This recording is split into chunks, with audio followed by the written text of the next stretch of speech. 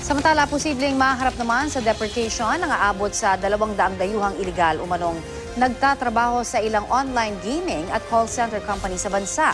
Walang working visa ang karamihan sa mga naaresto. Balitang hatid ni Susan Enriquez.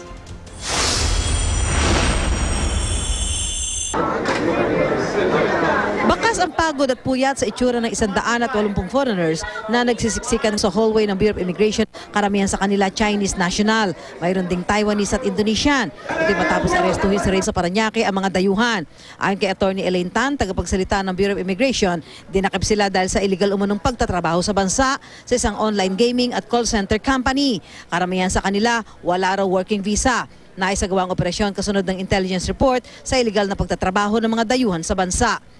Meron pong anonymous tip na binigay po sa ating operatives at nag-surveillance po for how many weeks.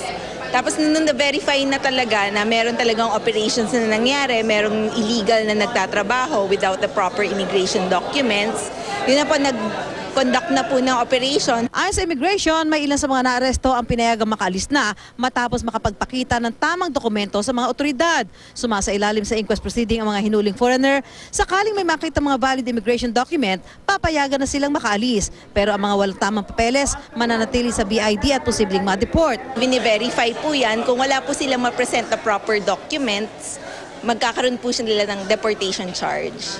Isa sa mga inarestong Chinese national, itinangging illegal siyang nananatili dito sa bansa.